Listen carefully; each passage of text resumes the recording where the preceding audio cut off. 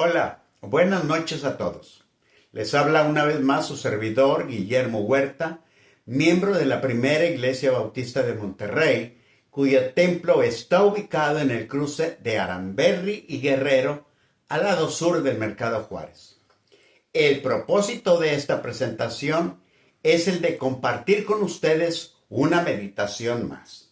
La de hoy la hemos titulado El Espíritu Santo en nuestras vidas. Y hemos tomado como base la cita bíblica que se encuentra en Hechos 1:8. Mis peticiones al Señor antes de iniciar esta meditación son dos. Una, que prepare nuestros corazones de tal manera que esta meditación sea de bendición para nuestras vidas. Y dos, que todo lo que gire alrededor de esta presentación sea únicamente para honra y gloria suya.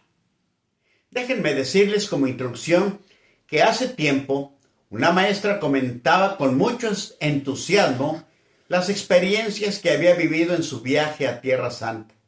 Decía que el solo hecho de haber estado en lugares donde estuvo Cristo le emocionaba sobremanera. Conoció el río Jordán, mojó sus pies en las aguas del mar de Galilea, estuvo, según el guía de turistas, en la tumba de Cristo y en el lugar de su nacimiento. Visitó muchos otros lugares y en cada uno de ellos dice que cerraba los ojos para recordar e imaginarse a Jesucristo en ese lugar de acuerdo con lo narrado en la Biblia. Vivió días inolvidables. Y es que estar donde estuvo nuestro Salvador debe resultar maravilloso, pero vivir con Él para siempre en las moradas que dijo iba a prepararnos sigue siendo inimaginable. Esto último de querer vivir con Jesús para siempre se parece a la respuesta que dan los niños cuando se les pregunta qué quieren ser de grandes. Y dicen, yo quiero ser doctor, ingeniero o por ahí dicen alguna otra profesión. Claro, desean llegar a ser el gran profesionista, pero sin estudiar. Eso no les gusta. Algo similar sucede con algunos creyentes que por un lado desean vivir con Jesús para siempre, pero por el otro lado quieren seguir viviendo con los suyos y con lo que el mundo ofrece. Al respecto, un pastor dijo esto: qué paradoja, ¿no? Todos quieren pasar la eternidad con Jesús, pero nadie quiere morir. Es decir, quisieran que el viaje de la tierra al cielo fuera como un vuelo de aquí a París, con despedida de abrazos y sonrisas, y que al llegar a la ciudad del amor, el familiar se reportara avisando que todo está bien y muy bonito a través de selfies o de alguna videollamada. Pero no es así. La mayoría de las despedidas que se dan en las capillas funerarias a seres queridos están llenas de, ustedes lo saben bien, de tristeza, de dolor y de llanto. El temor a la muerte sigue latente en la actualidad para quienes no tienen ninguna esperanza de la vida eterna que Jesús ofrece a todos los que en Él creen. Aquí es donde abrimos un paréntesis para reflexionar sobre la reacción de los discípulos ante situaciones por demás inesperadas.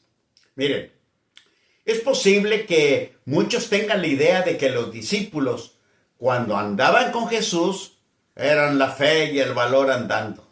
Pero no siempre fue así. La palabra de Dios narra algunos momentos en que, a pesar de contar con la incomparable compañía del Hijo de Dios, tuvieron gran temor.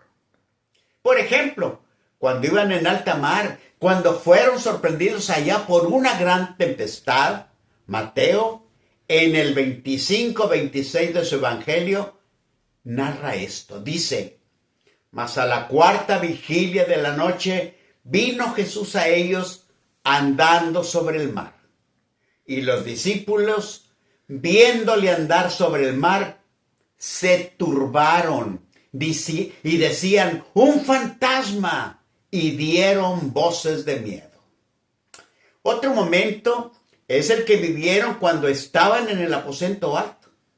En Lucas 24, 36 y 37, Lucas narra lo siguiente. Dice, mientras ellos aún hablaban de estas cosas, Jesús se puso en medio de ellos y les dijo, paz a vosotros. Entonces, espantados y atemorizados, pensaban que veían espíritu. Otro momento más fue el que sucedió cuando Jesús fue aprendido en Getsemaní. Marcos en el 14:50 de su evangelio escribió, entonces todos los discípulos, dejándole, huyeron. Y también se podría agregar la ocasión cuando Pedro negó ser uno de los seguidores de Jesús por temor a lo que le pudieran hacer los que lo identificaban como tal. Pero la escena que se describe en Mateo 28, 16 y 17 es como estar admirando el césped de una cancha, bien cuidadito, bien parejito, todo verde, pero al ir paseando la vista, de repente allí, en medio del campo, sobresale una rama llena de espinas. Una rama que no debería estar ahí, pero que ahí está. Algo parecido sucede en lo que Mateo escribió así. Dice, pero los 11 discípulos se fueron a Galilea. Eso está bien. Al monte donde Jesús les había ordenado. Correcto. Y cuando le vieron, lo adoraron. Eso está excelente. Pero algunos dudaban. Esto último de algunos dudaban como que no queda ahí. Porque ¿cómo es posible que después de haber andado con Jesús durante 3 años, viéndolo hacer milagros, sanando enfermos, resucitando muertos, o simple y sencillamente haberlo visto morir y ahora verlo con vida en su ascensión? ¿Cómo es posible que todavía hubiera entre ellos algunos discípulos que dudaban? Bueno, hasta ahorita solo hemos visto una cara de la moneda. Veamos la otra, ¿sí? Y veámosla bien y detenidamente. Tiempo después, estos mismos hombres y otros más que luego se agregaron al movimiento, todos ellos revestidos de un valor y de una fe que antes no se les conocía, no cejaban ahora de predicar lo único que sabían y creían, que Jesús había muerto y resucitado para darnos vida eterna. Y esto lo predicaban en cualquier lugar al que fueran o en cualquier lugar donde estuvieran. Sabían del castigo o de la muerte que les esperaba si seguían alterando el orden hablando de Jesús. Pero aún así seguían adelante y además lo hacían sin ningún temor y sin miedo a morir. ¿Qué fue lo que los cambió? ¿Qué fue lo que los motivó a seguir predicando el evangelio? Obediencia. Jesús les había ordenado que no se fueran de Jerusalén, que esperaran porque les dijo, recibiréis poder cuando haya venido sobre vosotros el Espíritu Santo, y me seréis testigos en Jerusalén, en toda Judea, en Samaria y hasta lo último de la tierra. Ellos obedecieron e hicieron como Jesús les había dicho. Así, cuando llegó el día del Pentecostés y estando unánimes juntos, todos fueron llenos del Espíritu Santo.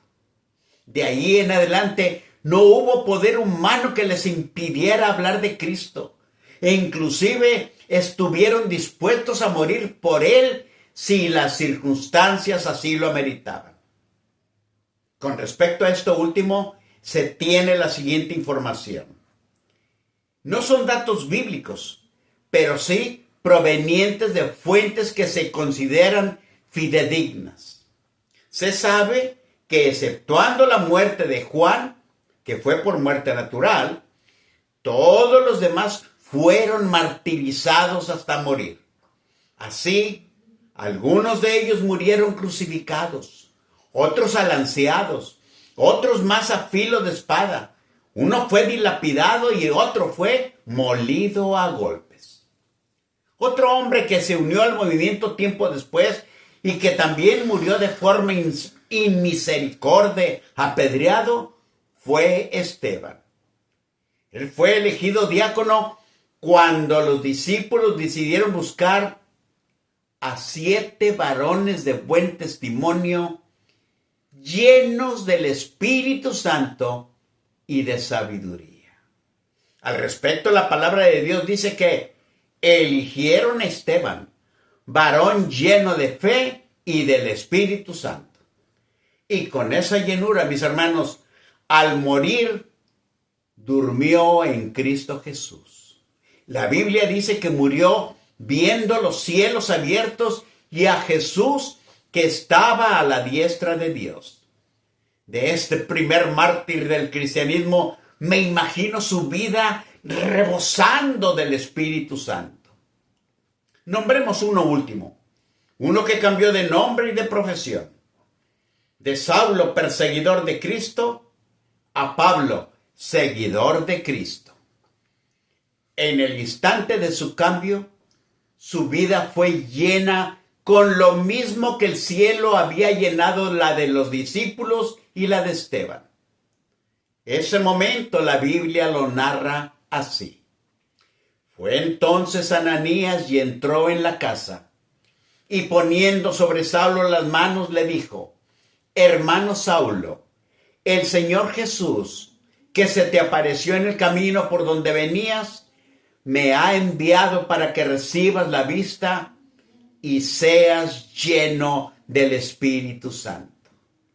Luego, ahí 2 versículos más adelante, la palabra de Dios dice que Saulo enseguida predicaba a Cristo en las sinagogas. De ahí en adelante entregó su vida a Cristo y según se sabe, su muerte en Roma fue violenta, pero en vida nunca dejó de amar a su Salvador, tanto que alguna vez dijo con toda tranquilidad: para mí el vivir es Cristo y el morir es ganancia. Así que si la vida de alguno de ustedes está en peligro por alguna circunstancia del mundo, reaccione a tiempo. Ponga su fe en Cristo Jesús y ore para que su vida sea llena del Espíritu Santo. Y si su vida está en peligro por predicar a Jesús, recuerde y diga junto con David: aunque ande en valle de sombra de muerte, no temeré mal alguno, porque tú estarás conmigo. El bien y la misericordia me seguirán todos los días de mi vida, y en la casa de Jehová moraré por largos días. Dios les bendiga en todo. Gracias.